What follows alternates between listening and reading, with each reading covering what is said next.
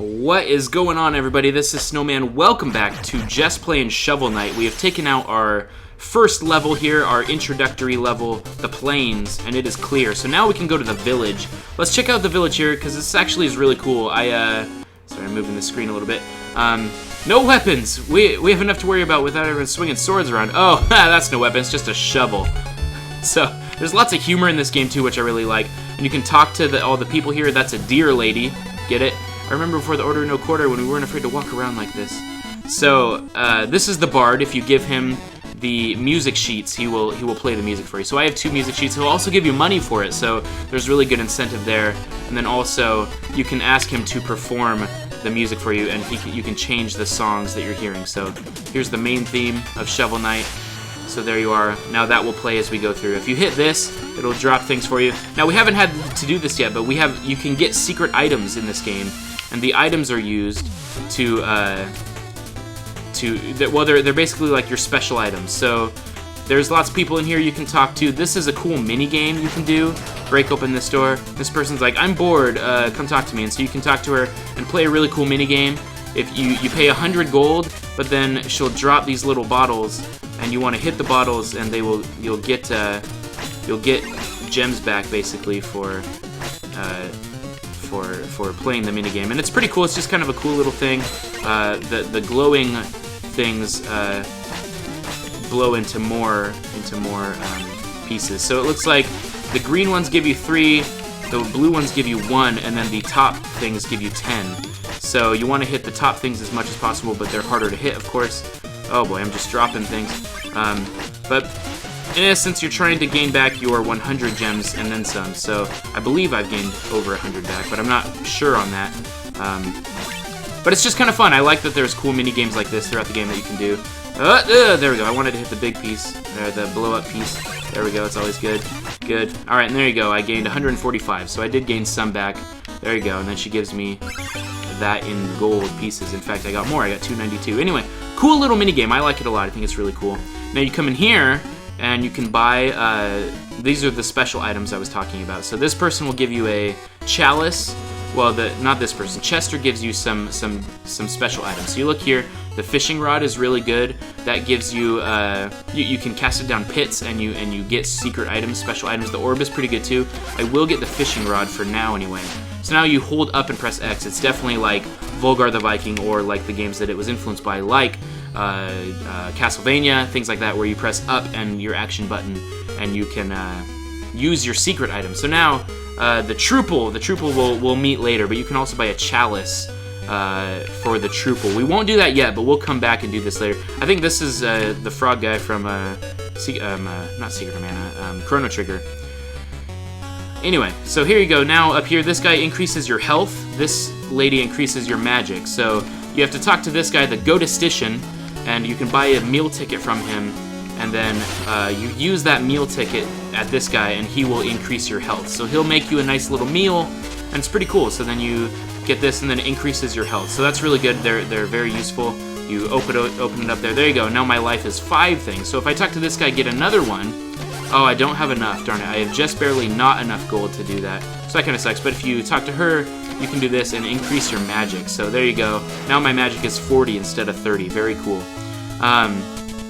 It's just a really cool, vibrant village. I like it a lot. I love this guy. He says, Hedge Farmer, are you really the Shovel Knight? Prove it by digging up this dirt. It's like, okay, sure. I'll dig up the dirt. Then he's like, wow, you are the Shovel Knight. Because it's like, good job. Look at you. You did shovel that dirt. That odd fellow Chester is selling relics. So now this lady, she talks about how burdensome it is to carry that thing, but you need to stand on her to go up here, get that music note, and then also get some gems out of here. So I thought that's pretty cool. I probably could have gotten the gold there and gotten another health upgrade, but that's okay. It kind of encourages you to use your gold in the village before you go and fight some enemies, because when you go into a level, you know, you don't want to have leftover gold, because then it's more gold that you have to gain back from dying when you get those bags. So here's some cool things. Here's a music thing. In fact, I think I missed this the first time I played through. I think I completely missed this. If you bounce on these guys' heads, they break and you get gems. So that's great. I played through the first 2 levels after the introduction level. So now this sparkly pit, especially, you want to use the fishing rods on the sparkly pit because that's really good. That you get items out of there.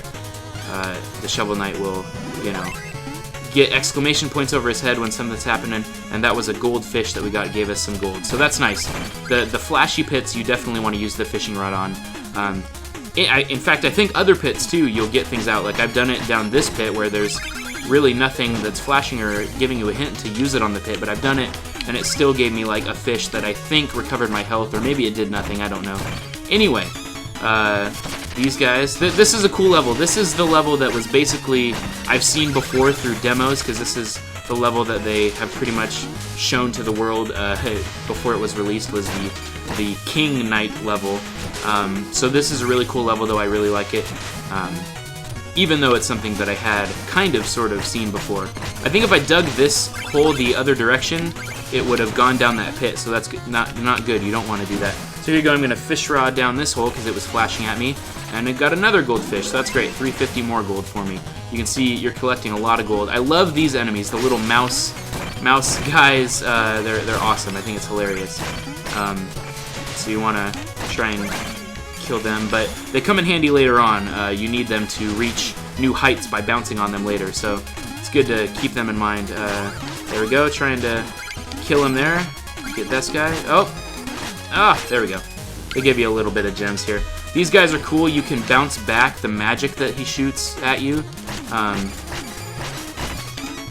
missed there, but if I stand here, you can bounce back their magic and hit them, and that's pretty cool. I think that's a really cool mechanic. Gives the shovel more ability, more something that's really cool. So anyway, here you are. Here's a health up for us, so we'll go and get this health upgrade. Bounce on this dude's head. Got our health there. Is there something over here? No. But there are lots of secrets. You really do have to keep in mind to explore and look through everywhere you can to look for secrets. Now here's these guys. These guys are kind of hard. You have to hit them when they draw back to attack you. That's when you have to attack them.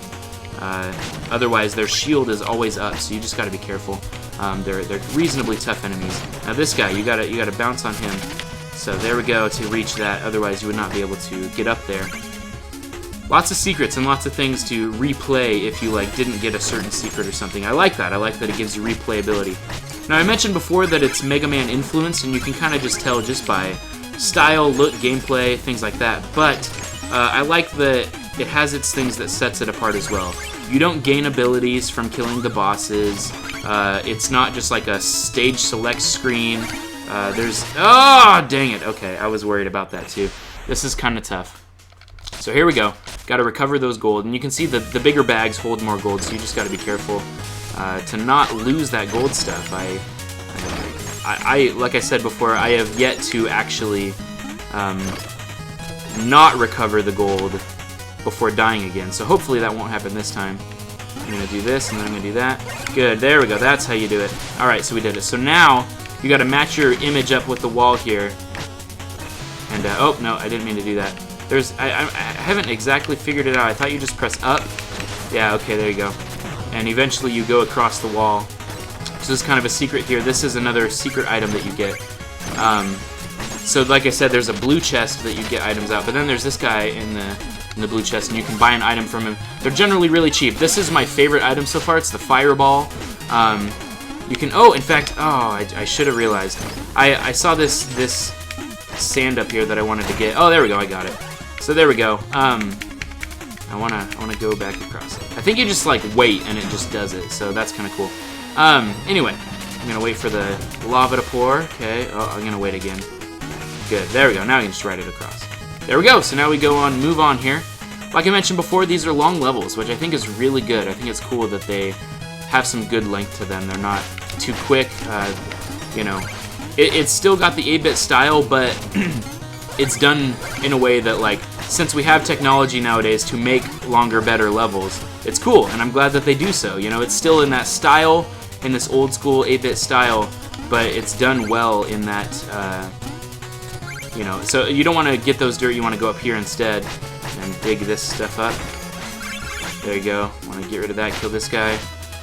I like how you kind of get knocked back when you hit an enemy, so you can't just plow through them, you have to kind of... there you go, nice, lots of secrets here. you kind of have to move ahead to get it and stuff. And I like that. I think that's cool. So if we go here, oops, there we go. Then you just make your way back into the level here. So that's kind of cool. Want to jump on him. There you go. Dig this up. Let's go back here. So now I want to go back and dig up the rest of the dirt that's here. You know what I noticed before and I haven't done yet is you can actually... I'll try and do this here. There we go. You can... There we go. Uh-oh, I didn't want the gems to disappear. Darn it. Lost one. The little checkpoint orbs that are along the way here, I'll show you one. Up here. If you go up here, get to the checkpoint orb. At least this happened once. Yeah, you can bounce on it, and there you go. It gives you some gems. How cool is that? So, even more gems. I think that's awesome.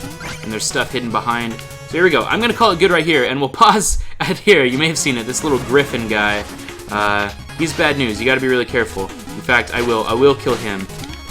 He's awesome. I love that he does his, like, slashy hand thing, and then the little blowy fireball. It kind of is like... It reminds me in Mega Man 2, the little dogs in the Woodman stage that did that. But we will stop here. We'll continue our playthrough of Shovel Knight on the next episode. Thank you guys for watching. I'm Snowman. I'll see you on the next episode. Thanks for I'm just repeating myself. See you guys later. Bye-bye.